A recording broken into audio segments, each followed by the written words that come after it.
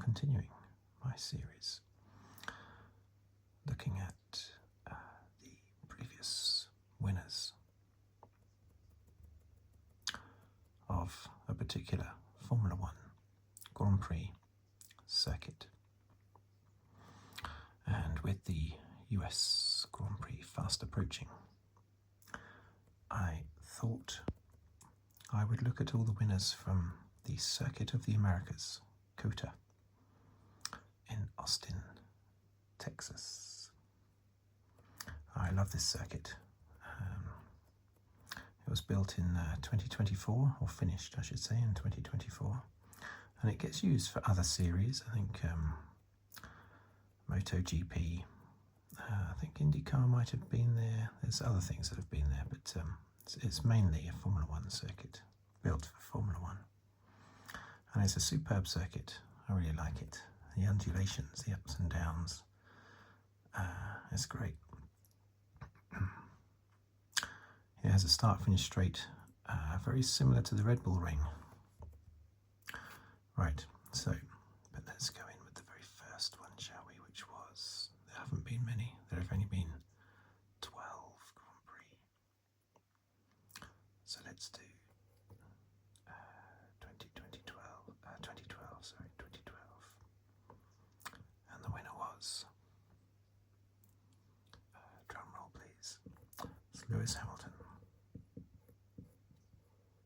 I'm going to try and fit these all in, might be difficult, in his McLaren. That was actually Hamilton's last win for McLaren, and I think, wasn't that the very close one where he caught Vettel and overtook him just before the end? He finished only half a second ahead of Vettel. I think that's the one where he closed down Vettel. In the Red Bull 2013 was Sebastian Vettel in his Red Bull. That was notable because that was Sebastian Vettel's 8th win on the trot, something I didn't know until today. It was his 8th win on the trot, which set a record for the most number of wins on the trot within one season. He would go one better and do 9 on the trot at the following race, which equalled Alberto Ascari's record of 9 on the trot from the 50s, but that was across 2 seasons. Vettel did 9 on the trot in one season, the last 9 races of the year, which was incredible. 2014 saw Hamilton again, this time in a Mercedes. Yeah, that was his last win in a McLaren. I think I said that, didn't I? And this made Hamilton the, forgive my English, but the most winningest. People say that. I don't think that's a word, is it? But the most winningest British Formula One driver. He had more wins than any other British Formula One driver. He overtook Nigel Mansell's 31 wins with this win. 2015 was Hamilton again. In his Mercedes. Now, I did take notes. Was there anything notable about this one? Not particularly. Although wasn't this the race where he actually won the championship? Or was this the famous race where he threw the Rosberg? No, Hamilton. That's right. Hamilton threw the number 2 baseball cap for finishing second. He didn't throw it aggressively at Rosberg. He just sort of passed it to him, through the air, and Rosberg caught it. And then looked at it, saying second, and threw it back at Hamilton. I don't think they said anything to each other at all. But yeah, I think this was the race where Hamilton secured the championship. He was always going to win that year because he was dominating. 2016, we've got Hamilton again. There he is in his Mercedes, along with I think a helicopter going overhead. That was Hamilton's, I remember that was the first of 4 wins that Hamilton took at the end of the 2016 season. He was 32 points, was it 32 points? Hang on a minute, 5, 12, 19, 26. That must have been 33 points behind Rosberg going into that race. And then in the last 4 races, Hamilton won them all, and Rosberg was second in all of them. So the lead came down from 33 to 26 to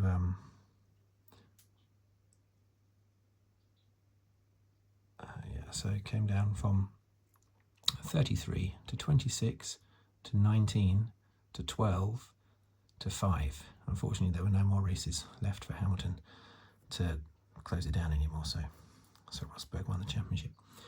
But yeah, so there you go. Now 2017. Okay, 2017. I had a little technical glitch there for a moment, but it has passed. So Hamilton, there's Mercedes again. What nose did I make of this one? Yes, the famous chopping incident. Max Verstappen on Kimi Raikkonen at the end of the Grand Prix on the last lap. And Verstappen goes up to the podium to get his 3rd place trophy, and then finds out he's got a 5-second penalty, and Raikkonen gets given the trophy instead. Bit of a mess. Whether or not he deserved the penalty, I mean, obviously Max fans would say no way did he deserve the penalty. Max detractors would say he did deserve the penalty. So it was certainly an aggressive move. Basically track limits is what it boiled down to, but it was a very aggressive move on Raikkonen. Right, so 2018.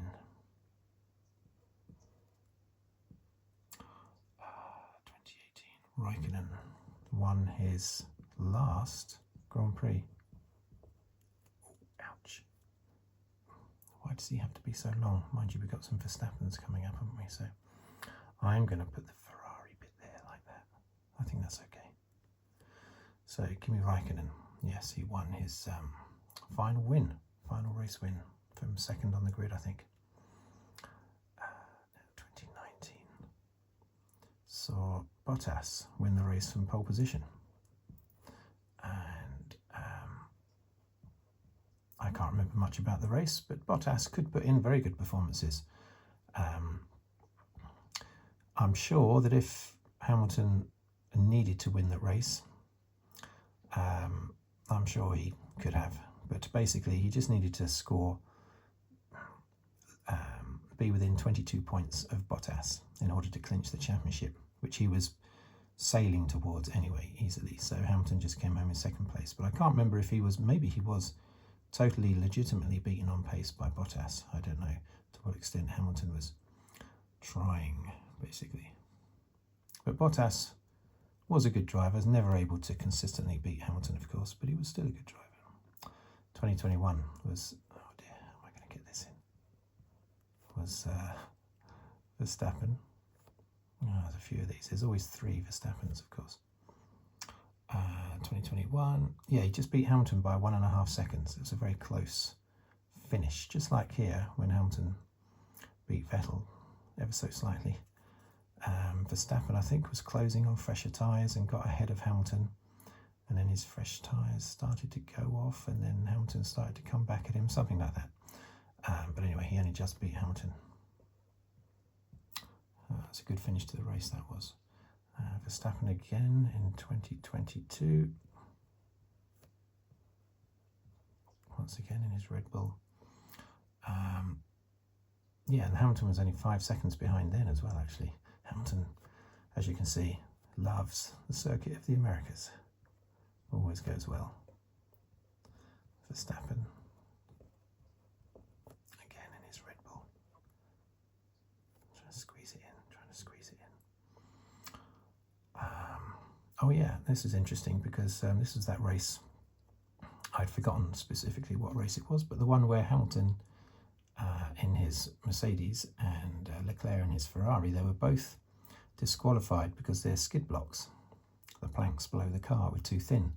And that was the first time that we'd had disqualifications for that since the skid blocks first came in 1994, the Belgian Grand Prix in 1994, Michael Schumacher disqualified from his win. Oh, that was painful. Painful for Schumacher. Great for Hill, but very painful for Schumacher. It was also the last time that a driver on pole position, because Leclerc was on pole position, had been disqualified from a race, basically.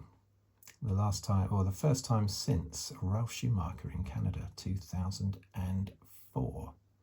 A fact that I did not know until today. Yeah. So, and of course Hamilton and Leclerc got disqualified this year after China, didn't they? Oh no, what did they get? No, they got disqualified for different things, didn't they? Or was it? I think one of them was a skid block and one of them wasn't. Anyway, never mind. Move on. 24 was, who was that? Oh, that was Leclerc. In a Ferrari 1-2. A Ferrari 1-2, that was 2024. With, I think, Verstappen in third and Norris in fourth. Norris had been on pole position as well. So, there you go. I'm not going to bother writing down who has the most wins, because it's fairly obvious. Hamilton's on 5. Verstappen's on 3. Vettel, Bottas, Raikkonen and Leclerc all on 1. Mercedes have 5 wins.